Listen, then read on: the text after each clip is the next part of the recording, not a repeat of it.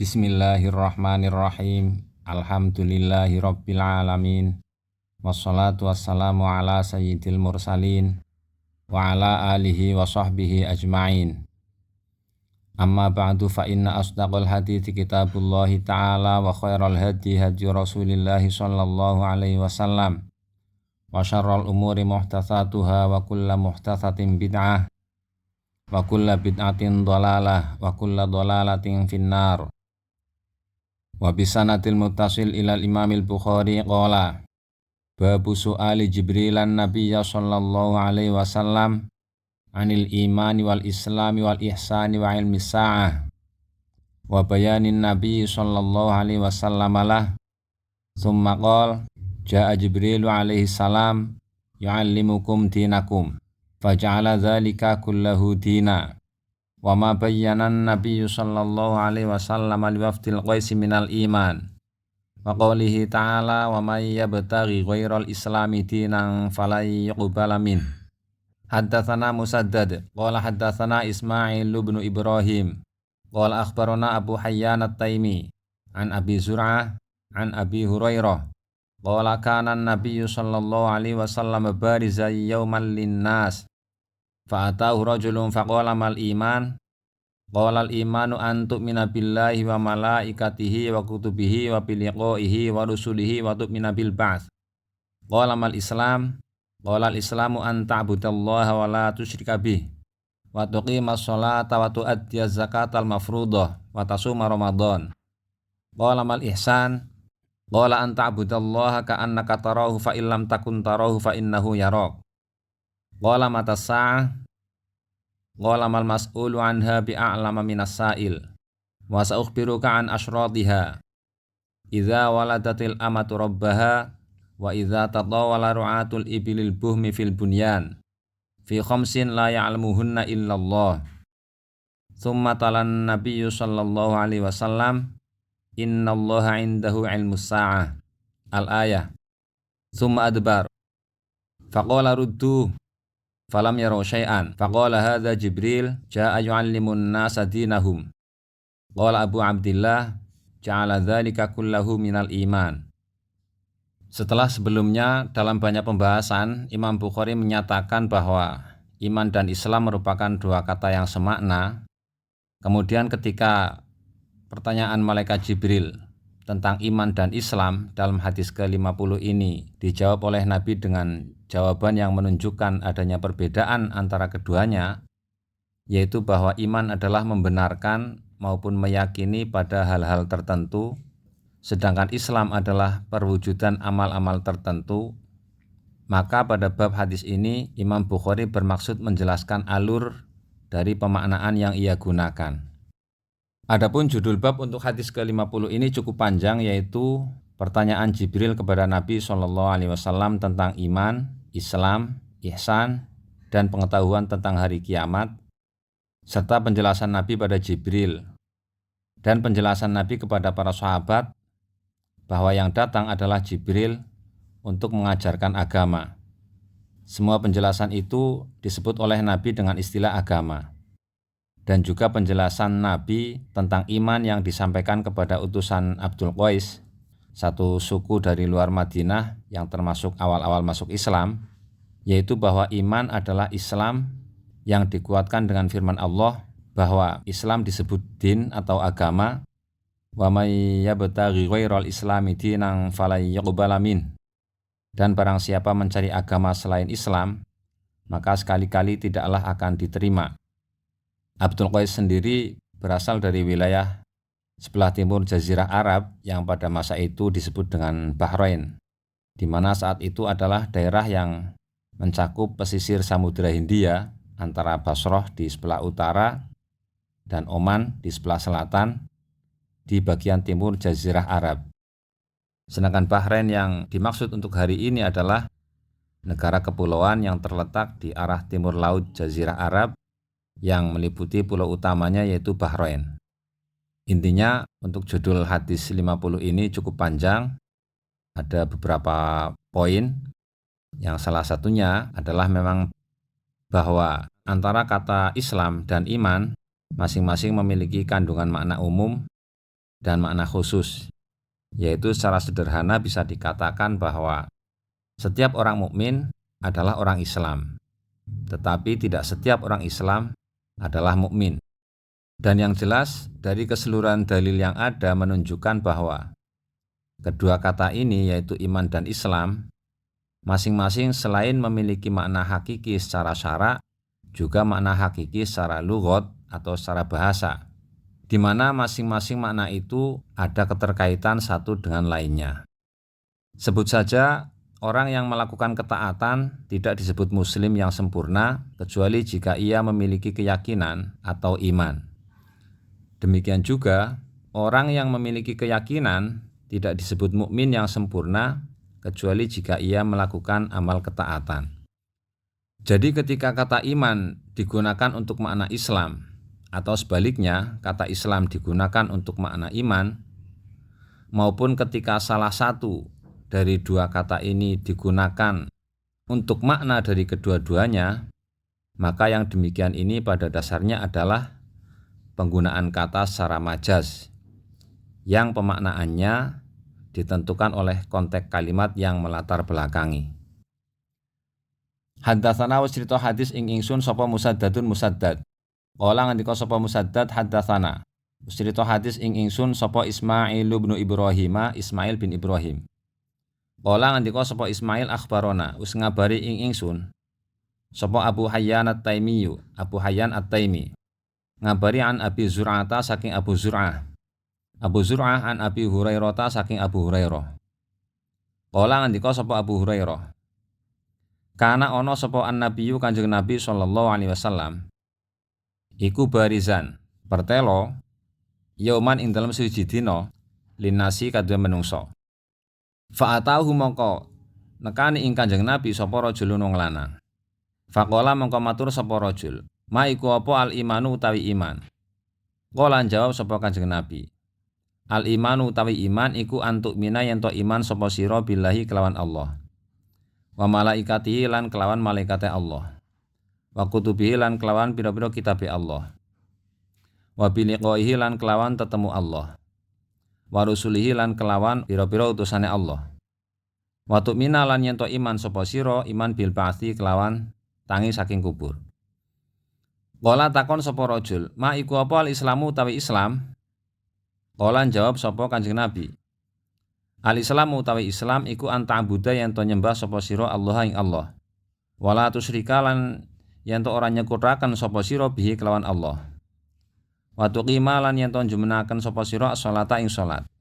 Wa tuaddiya lan yen to nekaken sapa sira az-zakata ing zakat, sifate zakat al-mafrudhata kang den fardhuaken. Wa tasuma lan yen to poso sira Ramadhana ing Ramadan." Qala takon sapa rajul, "Ma iku apa al-ihsanu utawi ihsan?" Qala jawab sapa Kanjeng Nabi, "Utawi ihsan iku anta'buda yen to nyembah sapa sira Allah ing Allah. Oleh nyembah ka annaka kaya-kaya sedune sira iku tarahu, ningali sapa sira ing Allah. Fa ilam takun mongko lamun ora ana sapa sira, ora ana iku tarahu ningali sapa sira ing Allah, fa innahu mongko sedune Allah iku yaraka, pirsa sapa Allah ing sira." Qala takon sapa rajul, "Mata iku kapan as-saatu tawi kiamat?" Qala jawab sapa Kanjeng Nabi, "Mal mas'ulu ora utawi wong kang den takoni anha saking as-saah ora ana iku bi alama kelawan luwih ngerti minasaili tinimbang kang takon. Wa sa'ukhbiruka lan bakal ngabari sapa ingsun ing sira an asyratiha saking pira-pira tengere as-saah. Idza waladat nalikane nglairaken sapa al-amatu wadon amat nglahiraken robbaha ing bendarane amat. Wa idza tatawala lan nalikane onjo-onjonan sapa ru'atul ibili pira-pira pangon onta albuhmi kang ireng onjo-onjonan fil bunyani ing dalem bangunan. Utawi saah iku fi khamsin ing dalem perkara 5 la ya'lamuhunna kang ora pirsa ing khamsun sapa illallahu kejaba Allah.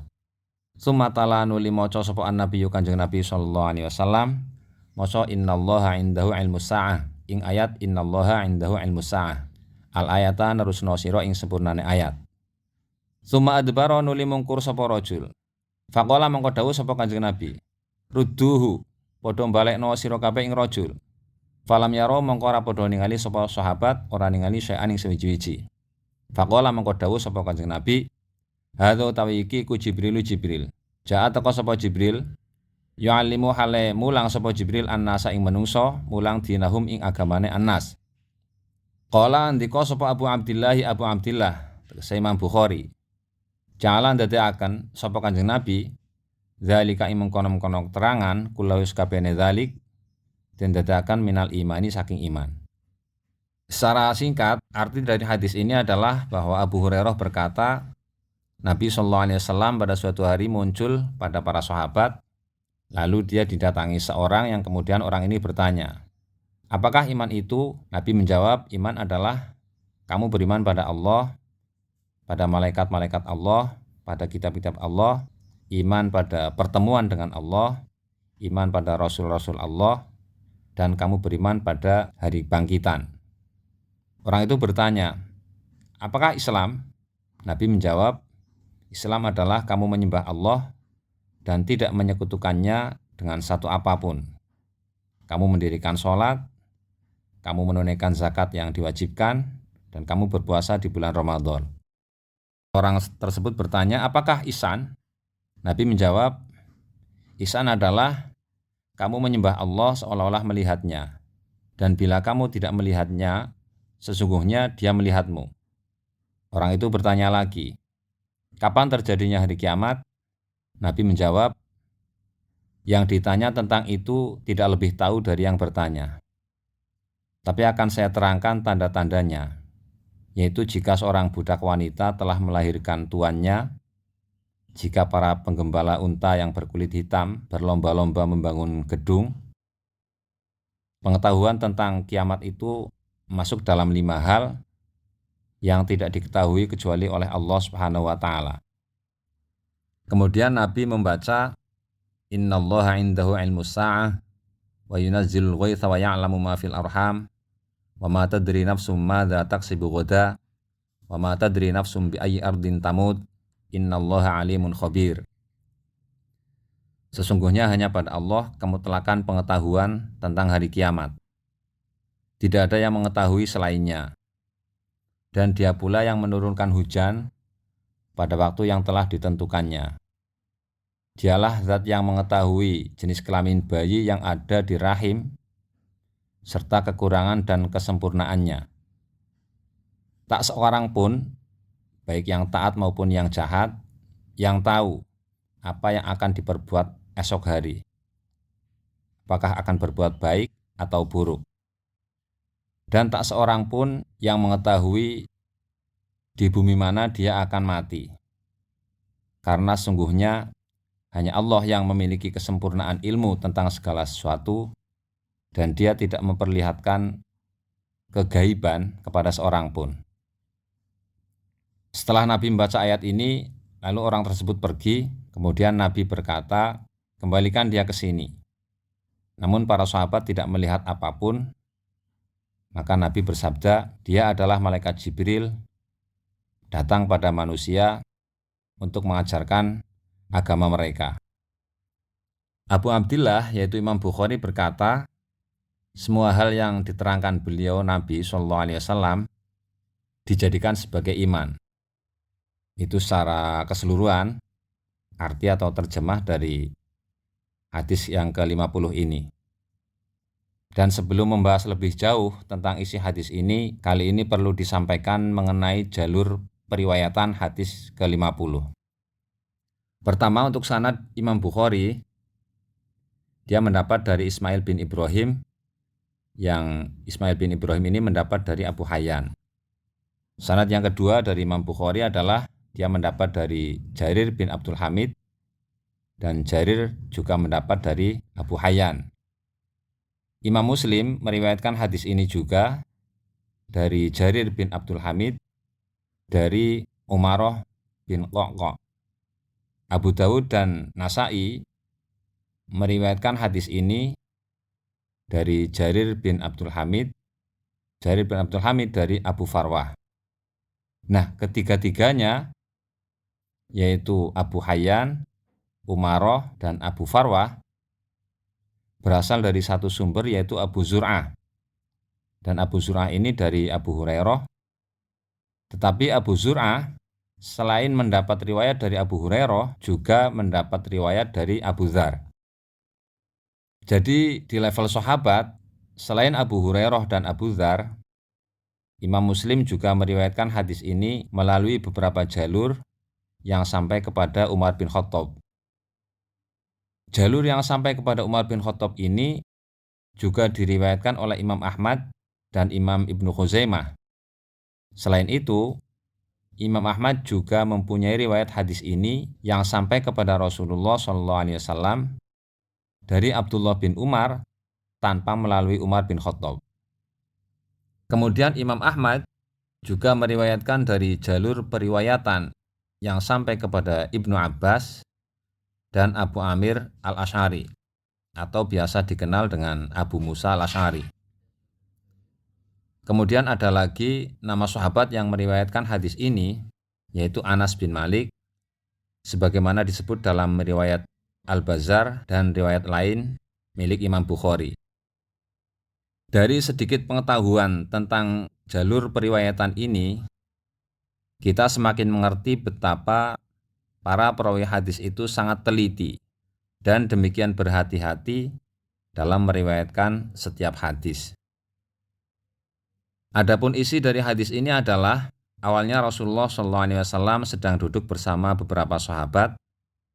Tiba-tiba datang orang asing yang tak seorang pun di antara mereka mengenalnya. Lalu para sahabat menyiapkan tempat duduk buat orang ini. Kisah ini dijadikan dalil oleh Imam Qurtubi atas kesunatan orang alim duduk di tempat khusus yang lebih tinggi dibanding lainnya ketika dibutuhkan untuk kepentingan mengajar dan yang sejenisnya. Ada beberapa riwayat yang berbeda terkait perlakuan maupun penjelasan para sahabat dalam hal ini. Lalu orang ini bertanya kepada Rasulullah SAW tentang iman. Adapun apakah orang ini terlebih dahulu mengucap salam atau tidak, bagaimana ucapan salamnya, apakah dia memanggil nama Nabi saat sapaan pertama atau tidak, memang ada beberapa keterangan riwayat yang berbeda. Yang pasti menurut Imam Ibnu Hajar, dari kesimpulan sekian banyak riwayat, orang ini mengucap salam dan menyebut nama Nabi dengan redaksi Assalamualaikum ya Muhammad. Orang ini memulai pertanyaan soal iman karena iman merupakan hal pokok atau inti. Kemudian kedua soal Islam, karena Islam merupakan perwujudan dari pengakuan atas apa yang diyakini atau diimani. Baru setelah itu yang ketiga soal ihsan, karena ihsan ini terkait dengan kedua-duanya yaitu iman dan Islam. Adapun ditemukan riwayat yang berbeda terkait urutan pertanyaan, yang pasti faktanya adalah satu, yaitu bahwa iman, Islam, dan ihsan telah ditanyakan oleh orang ini kepada Rasulullah SAW. Soal mana yang didahulukan dan sebaliknya adalah hanya soal siapa yang meriwayatkan. Pertanyaan tentang iman dijawab oleh Nabi dengan beriman kepada Allah dan seterusnya. Tentu karena Nabi mengerti yang ditanyakan adalah tentang apa saja yang harus diimani, bukan tentang definisi iman. Jika bukan demikian, tentu Nabi akan menjawab, iman adalah at-tasdik atau membenarkan dan percaya. Iman kepada Allah artinya keyakinan bahwa Allah itu wujud dan Allah bersifat sempurna dalam segalanya tanpa ada kekurangan sama sekali. Selanjutnya iman kepada malaikat artinya meyakini, membenarkan dan percaya bahwa malaikat itu ada serta meyakini apa yang diterangkan oleh Allah bahwa mereka para malaikat adalah hamba-hamba yang mulia. Dan penyebutan malaikat didahulukan atas kitab-kitab Allah dan para utusan Allah karena mengacu pada urutan realitasnya, yaitu bahwa malaikat diutus untuk menyampaikan kitab-kitab Allah kepada para rasul. Jadi urutan ini bukan merupakan pedoman bahwa malaikat lebih utama ketimbang para utusan. Kemudian iman kepada kitab-kitab Allah artinya percaya, meyakini dan membenarkan bahwa kitab-kitab ini adalah kalamullah, firman Allah dan bahwa semua yang terkandung dalam kitab-kitab ini adalah benar. Iman kepada pertemuan dengan Allah artinya percaya, meyakini, dan membenarkan bahwa hal ini benar adanya. Dan ini merupakan dalil yang kuat bagi golongan Ahlus Sunnah bahwa melihat Allah di akhirat adalah benar adanya dan akan terjadi. Karena terkait pertemuan dengan Allah ini dijadikan salah satu pilar keimanan. Iman kepada para rasul artinya meyakini, percaya, dan membenarkan bahwa mereka, para utusan Allah, adalah orang-orang pilihan yang jujur atas apa yang mereka sampaikan dari Allah Subhanahu wa Ta'ala. Penyebutan malaikat, kitab, dan rasul secara global menunjukkan bahwa cukuplah mengimani mereka tanpa harus merinci secara lengkap kecuali yang memang disebutkan secara detail by name. Maka untuk yang ini wajib bagi kita mengimani secara rinci. Urutan iman kepada malaikat, kitab, dan rasul ini sesuai dengan ayat Amanar rasulu bima unzila ilaihi mir rabbihi wal mu'minun kullun amana billahi wa malaikatihi wa kutubihi wa rusulih. Bahwa kesesuaian urutan ini meskipun memakai huruf ataf wawu yang tidak berfungsi tartib memang menunjukkan bahwa kebaikan dan rahmat atau kasih sayang Allah berasal dari Allah. Dan termasuk rahmat terbesar adalah Allah menurunkan kitab-kitabnya kepada hamba-hambanya melalui para rasul, sedangkan pihak yang menjadi perantara antara Allah dengan para rasul adalah malaikat. Iman kepada al-ba'tsu atau kebangkitan, ada riwayat lain yang menambah dengan kebangkitan terakhir. Ada lagi yang menambah dengan hari akhir. Ibnu Hajar menjelaskan bahwa kebangkitan memang ada dua. Pertama, kemunculan manusia dari ketiadaan menjadi wujud, ataupun bangkit dari perut ibu mulai dari nutfah dan alaqah menjadi manusia di dunia. Kemudian kebangkitan yang kedua adalah dari dalam kubur menuju tempat penetapan keputusan. Sedangkan istilah hari akhir adalah penyebutan untuk akhir dari kehidupan dunia. Adapun iman kepada kebangkitan adalah meyakini, percaya, dan membenarkan atas apapun yang akan terjadi yang meliputi hisab atau perhitungan amal, mizan atau timbangan amal, surga, dan neraka. Kemudian adanya pengulangan kata tu'mina, antu'mina billah, wa tu'mina, dan seterusnya saat menyebutkan iman kepada kebangkitan adalah untuk mengingatkan bahwa banyak orang kafir yang mengingkari hal ini. Adapun pertanyaan tentang Islam dijawab anta'budallah dan seterusnya yang berarti bersaksi bahwa tiada Tuhan selain Allah dan Muhammad utusan Allah, disusul mendirikan sholat dan seterusnya. Menurut Ibnu Hajar, tidak disebutkannya haji dalam hadis ini bukan karena haji tidak masuk dalam rukun Islam atau karena saat itu belum ada kewajiban haji, melainkan karena penyampaian yang berbeda dari yang meriwayatkan. Terbukti beberapa riwayat lain tetap ada penyebutan haji. Dialog ini juga menjadi dalil bahwa diperbolehkan menanyakan hal yang sebenarnya penanya sudah mengetahui. Ini bertanya untuk tujuan memberitahu orang lain yang turut mendengarkan pembicaraan. Kemudian pertanyaan tentang ihsan dijawab anta'budallah ka'annaka tarah fa illam takun tarah fa innahu yarak. Bahwa ihsan yang berarti memperbaiki diri atau selalu berusaha menjadikan diri lebih baik dikelompokkan oleh Nabi dengan pengabdian seseorang kepada Allah menjadi dua level. Level pertama, dan ini yang tertinggi, adalah satu penghambaan seseorang kepada Allah dalam keadaan hatinya selalu menyaksikan Allah yang selalu melihatnya, hingga seolah-olah matanya benar-benar melihat Allah. Sedangkan level yang kedua adalah seseorang yang selalu berusaha menyadari bahwa ia selalu diawasi, dipantau, dan disaksikan oleh Allah. Ia sadar bahwa segala yang ia lakukan disaksikan oleh Allah. Menurut Imam Nawawi, hendaklah kita selalu menjaga etika dan perilaku di hadapan Allah jika kita melihat Allah. Dan Allah melihat kita karena memang Allah melihat kita, bukan karena kita melihat Allah.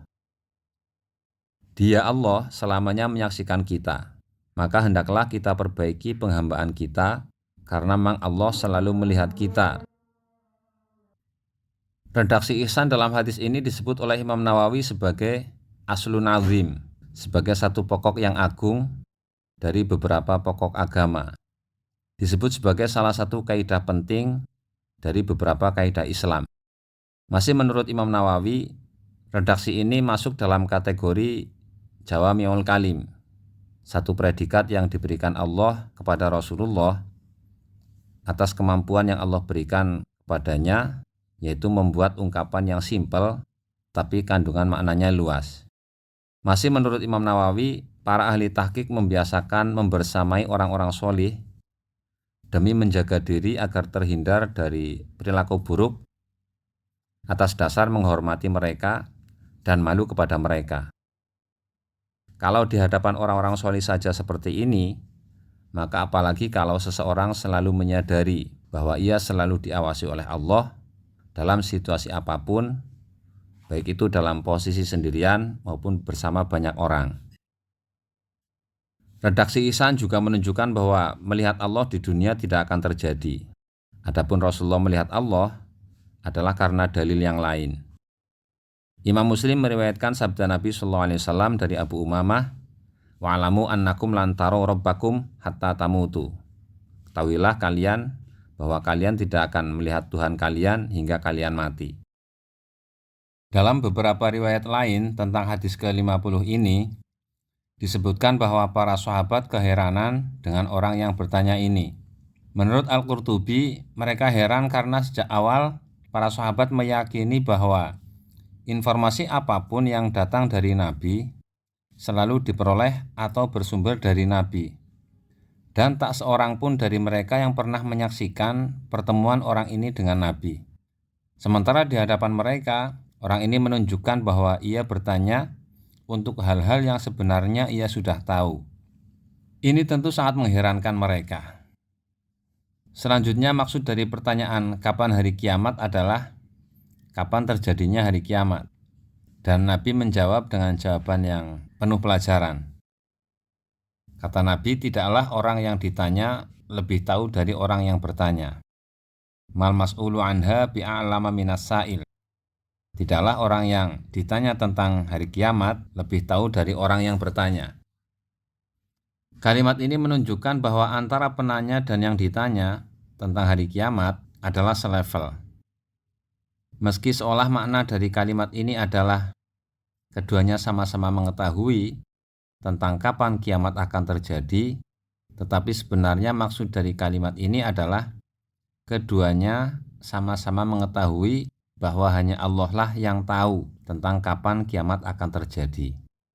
Ini dibuktikan dengan penjelasan selanjutnya dari Nabi, fi khamsin la ya'lamuhunna illallah, bahwa hari kiamat termasuk salah satu dari 5 hal yang hanya Allah saja yang mengetahui. Dan kemudian diperkuat dengan firman Allah yang dibaca oleh Nabi, innallaha indahu ilmu sa'ah wa yunazzilul ghaitha wa ya'lamu ma fil arham wa ma tadri nafsum madza taksibu ghadan wa ma tadri nafsum bi ayyi ardin tamut innallaha alimun khabir. Menurut Imam Nawawi, jawaban dari Nabi atas pertanyaan kapan hari kiamat akan terjadi berupa pengakuan Nabi bahwa beliau tidak lebih tahu daripada yang bertanya, menjadi dasar bagi orang alim bila ia ditanya tentang sesuatu yang ia tidak tahu, maka orang alim tetap harus menyatakan bahwa ia tidak tahu. Hal ini bukan satu aib atau sesuatu yang akan mengurangi atau menurunkan martabatnya. Bahkan hal ini semakin menunjukkan bahwa ia adalah orang yang warok, orang yang selalu berusaha menjaga diri dari melakukan hal yang tidak baik.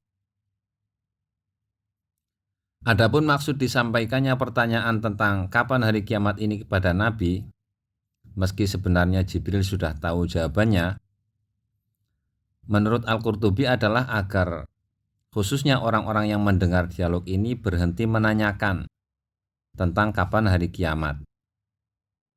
Karena sebelum ini tidak sedikit di antara mereka yang menanyakan tentang kapan hari kiamat. Sebagaimana keterangan beberapa ayat Quran maupun teks hadis. Dan setelah ada jawaban dari Nabi di sini, maka pupuslah keingintahuan para sahabat akan hal ini. Tentu ini berbeda dengan beberapa pertanyaan sebelumnya yang memang dibutuhkan jawabannya untuk diketahui dan kemudian diamalkan. Dengan ini juga para sahabat menjadi tahu dan bisa membedakan mana yang mungkin diketahui dan mana yang tidak mungkin. Selanjutnya masih terkait jawaban Nabi atas pertanyaan kapan hari kiamat akan terjadi. Mengapa Nabi memilih redaksi tidaklah orang yang ditanya lebih tahu dari orang yang bertanya? Bukan kalimat saya tidak lebih tahu tentang hal ini daripada kamu. Menurut Ibnu Hajar, di sini ada unsur takmim atau menggeneralisir. Artinya, siapapun yang bertanya dan ditanya tentang hal ini akan mengalami hal yang demikian, yaitu sama-sama tidak tahu. Dan terbukti tanya jawab seperti ini juga pernah terjadi antara Nabi Isa dengan malaikat Jibril. Bedanya dalam peristiwa itu, Jibril sebagai pihak yang ditanya oleh Nabi Isa. Dan jawaban Jibril adalah persis seperti jawaban Rasulullah SAW. Kisah ini diriwayatkan Al-Humaydi dalam kitab An-Nawadir. Selanjutnya secara singkat, setelah Nabi menjawab demikian, kemudian Nabi melanjutkan penjelasan dengan menyebut tanda-tanda akan terjadinya hari kiamat. Di riwayat ini Nabi hanya menyebut dua hal, yaitu pertama, idza waladatil amatu rabbaha, jika budak perempuan melahirkan tuannya. Terkait makna hadis ini, Imam Ibnu Hajar telah merangkum dan mengelompokkan pendapat para ulama menjadi 4 kelompok makna. Pertama, makna hadis ini adalah meluasnya Islam dan orang-orang Islam menguasai daerah-daerah musyrik dan menjadikan anak-anak mereka sebagai tawanan. Maka ketika seorang laki-laki muslim memiliki budak perempuan dan kemudian menurunkan anak, maka anak ini menjadi tuan dari ibunya. Menurut Ibnu Hajar, pendapat ini perlu ditinjau. Budak perempuan melahirkan anak dari tuannya justru sudah banyak ditemukan pada masa awal-awal Islam. Sementara konteks hadis ini adalah menerangkan hal-hal yang belum terjadi dan baru akan terjadi saat mendekati kiamat. Adapun makna yang kedua dan yang ketiga dari pendapat para ulama tidak saya jelaskan di sini, langsung ke pendapat yang keempat yang memang dipilih oleh Imam Ibnu Hajar, yaitu bahwa termasuk tanda-tanda akan datangnya hari kiamat adalah saat terjadi banyak anak yang durhaka kepada orang tua, hingga anak-anak ini memperlakukan ibu mereka seperti budak yang melayani tuannya, yang tidak lain sebenarnya merupakan anak dari para ibu ini. Pemaknaan ini jika memang dilarikan dalam makna majaz. Adapun jika digunakan makna hakiki adalah kata Rabbun di sini bermakna orang yang mengasuh, orang yang mendidik, orang yang merawat. Yaitu akan terjadi perempuan yang diasuh, dididik, dan dirawat oleh anaknya. Intinya kiamat akan segera terjadi saat banyak hal-hal yang terbalik. Anak yang seharusnya dididik ibunya justru mendidik ibunya, orang-orang biasa menjadi tokoh, dan sebagainya. Hal ini juga sesuai dengan tanda-tanda lain yang disebut dalam riwayat yang berbeda. Antasirul hufatu mulukal ard, yaitu orang-orang yang tak beralas kaki menjadi penguasa dunia. Hal kedua yang disebut oleh Nabi sebagai tanda akan datangnya kiamat adalah wa idza tadawala ru'atul ibilil buhmi fil bunyan, yaitu ketika para penggembala unta hitam bermegah-megahan dan memperbanyak bangunan-bangunan. Intinya menurut Al-Qurtubi adalah saat banyak keadaan terbalik di mana orang-orang pedalaman menjadi penguasa, mereka menguasai wilayah dengan paksa, harta mereka semakin banyak dan mereka memprioritaskan keinginan mereka untuk memperbanyak bangunan-bangunan megah serta membanggakan hal ini. Adapun maksud fi khamsin la ya'lamuhunna illallah adalah bahwa pengetahuan tentang kapan hari kiamat akan terjadi termasuk dari 5 hal yang hanya Allah yang mengetahui, sesuai ayat yang sudah disebutkan sebelumnya. Terkait hadis ini, ada 3 hal yang diingatkan oleh Ibnu Hajar. Pertama, riwayat-riwayat hadis ini menunjukkan bahwa Nabi baru mengerti bahwa orang yang bertanya adalah malaikat Jibril pada saat-saat akhir dari peristiwa ini. Nabi tidak mengetahui dari awal, dan bahwa Jibril hadir dengan sosok lelaki yang tampan, tetapi memang tak seorang pun ada yang mengenalnya. Yang kedua, dari hadis Nabi bahwa Jibril datang dalam rangka mengajarkan agama, padahal dia cuma bertanya, atau dalam riwayat lain dengan membenarkan jawaban Nabi, adalah bahwa pertanyaan yang baik termasuk ilmu, dan menyampaikan pertanyaan yang baik termasuk mengajarkan ilmu. Sebagaimana masyhur di kalangan ulama bahwa husnus su'al nisful ilm, pertanyaan yang baik adalah separuh dari ilmu. Yang ketiga, menurut Imam Qurtubi, hadis ini layak disebut sebagai ummus sunnah, induk dari hadis, karena mencakup banyak ilmu hadis. Imam Baghawi memulai 2 kitabnya, yaitu Al-Mashabih dan Syarhus Sunnah, dengan hadis ini yang memang mengandung banyak ilmu hadis. Ia meniru Al-Quran yang dimulai dengan Fatihah yang memang mengandung banyak ilmu-ilmu Al-Quran. Kemudian Qadhi'iyat mengatakan bahwa hadis ini mencakup aktivitas ibadah lahir dan batin, mulai dari ikatan iman sejak dari awal, sedang, dan sesudah beramal, tentang ibadah-ibadah fisik, tentang hati yang ikhlas, tentang menjaga diri dari hal-hal yang merusak amal ketaatan.